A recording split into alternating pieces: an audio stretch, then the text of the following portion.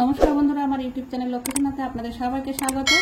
আজ আমি 2025 সালের দ্বিতীয় পর্যায়ক্রমিক মূল্যায়নের তৃতীয় শ্রেণীর বাংলা 1 নম্বর স্কুল কৃষ্ণনগর সরকারি উচ্চ বালিকা বিদ্যালয় সমাধান করব। 1 নম্বর, নিচের প্রশ্নগুলির একটি বাক্যে উত্তর দাও। নাম্বার ক, নৌকাযাত্রা কবিতায় শিশুটি নৌকা করে কোথায় যাবে? একের ক, নৌকাযাত্রা কবিতায় শিশুটি নৌকা করে 7 সমুদ্র 13 নদীর পারে যাবে। একের খ, ঢেউয়ের তালে তালে গদ্যাংশে নৌকাটি কোন মহাসাগরের দিকে এগিয়ে যাচ্ছিল? নাম্বার খ, ঢেউয়ের তালে তালে গদ্যাংশে নৌকাটি ভারত মহাসাগরের দিকে এগিয়ে যাচ্ছিল।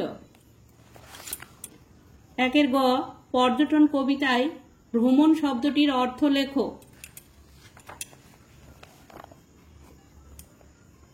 পর্যটন কবিতায় ভ্রমণ শব্দটির অর্থ বেড়ানো।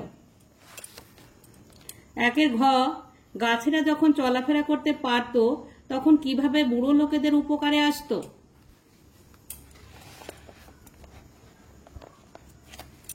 নাম্বার ঘ, গাছেরা যখন চলাফেরা করতে পারত তখন বুড়ো লোকেরা গাছের ডালে চড়ে বসতো, তারপর গাছেরাই তাকে নিরাপদ স্থানে পৌঁছে দিত। এভাবেই গাছেরা বুড়ো লোকেদের উপকারে আসতো। একের উঙ, ড্রয়িং খাতায় লিপি কিসের ছবি এঁকেছিল?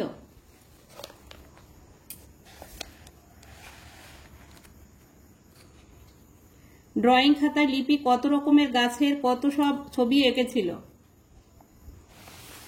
নাম্বার চ, হাওয়ার সঙ্গে কে আসে?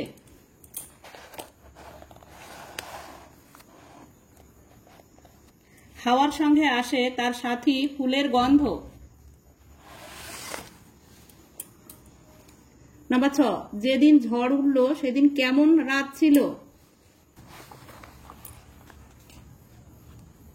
যেদিন ঝড় উঠল সেদিন ছিল বর্ষার রাত, বিকেল থেকেই বৃষ্টি ঝরছিল। নাম্বার বর্গের জ, আরাম কবিতায় ঘুম ভেঙে কি দেখা গেল? আরাম কবিতায় ঘুম ভেঙে দেখা গেল বাবা মা দুজনে দুপাশে আছে। নাম্বার ঝ, দিদির ছবির বই প্রাইজ পেলে হিংসুটি কি করলো?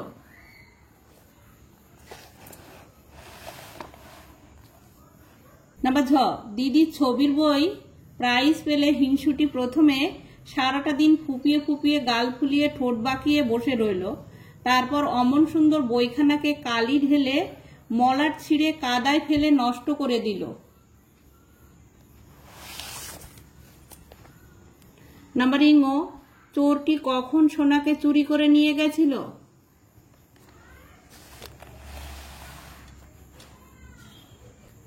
সোনার বাবা যখন খেতে গিয়েছিল আর মা রান্নাঘরে দুধ জাল দিচ্ছিল, দুধ উতলবো উতলবো ভাব আর সোনা উঠানে হামাগুড়ি দিচ্ছিল। এমন সময় এক চোর এসে সোনাকে চুরি করে নিয়ে গেছিল। 2 নম্বর, নিচের প্রশ্নগুলি সংক্ষেপে উত্তর দাও। নাম্বার ক, কেউ নদীর জল নোংরা করলে সোনা কি করত?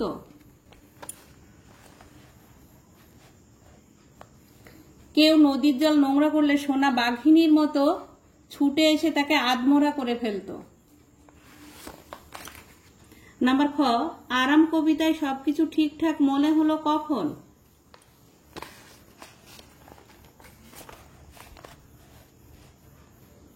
আরাম কবিতায় সবকিছু ঠিকঠাক মনে হলো যখন কবি দেখলো প্রতিদিনের কাজ ঠিক সময়ে হয়ে চলেছে। একদিকে আজান আর একদিকে শিয়ারাম ধ্বনি শুনে মনে হলো সব ঠিকঠাক চলছে। নাম্বার গ, পরীদের বাড়িতে থাকা সুবিধাজনক মনে হয়েছিল কেন?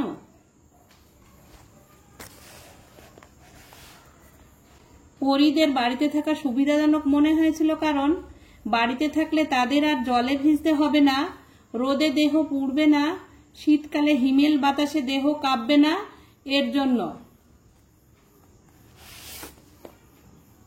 নাম্বার ঘ, কাঠুরেরা এলে লিপিরা কি করলো? কাঠুরেরা এলে লিপিরা একটা করে গাছ জড়িয়ে ধরে দাঁড়িয়ে পড়েছিল সবাই। নাম্বার ঙ, পর্যটন কবিতায় লোকটির মনে বেড়ানোর শখ জাগলো কেন? পর্যটন কবিতায় লোকটির মনে বেড়ানোর শখ জেগেছিল কারণ অজানাকে জানা ও অদেখাকে দেখার জন্য। অজানাকে জানার ইচ্ছা ও অদেখাকে দেখার ইচ্ছা মানুষের চিরকালের, এর জন্য লোকটির মনে বেড়ানোর শখ জেগেছিল। 3 নম্বর, বর্ণ বিশ্লেষণ করো। নাম্বার ক, ভীষণ। ভয় হসেন যোগ দীর্ঘ ই যোগ মূর্ধন্য স হসেন যোগ অ যোগ মূর্ধন্য নয় হসেন যোগ অ। নাম্বার খ, আরাম। আ যোগ রয় হসেন যোগ আ যোগ ময় হসেন যোগ অ। নাম্বার গ, বলাকা। বয় হসেন যোগ অ যোগ লয় হসেন যোগ আ যোগ কয় হসেন যোগ আ, বলাকা। 4 নম্বর, বিপরীত শব্দ লেখো। ছোট বড়, সুখ দুঃখ, সুন্দর কুৎসিত। 5 নম্বর, দুটি করে সমার্থক শব্দ লেখো। নাম্বার ক, গাছ তরু বৃক্ষ। নাম্বার খ, হাওয়া বাতাস বায়ু। নাম্বার গ, বন অরণ্য জঙ্গল। 6 নম্বর, বাক্য রচনা করো। নাম্বার ক, সমুদ্র। আমি সমুদ্র তীরে বেড়াতে গিয়েছি। নাম্বার খ, কুজন। সকালবেলায় পাখির কুজনে ঘুম ভেঙে যায়। নাম্বার গ, বন জঙ্গল। বন জঙ্গলে পশু পাখিদের বাসস্থান।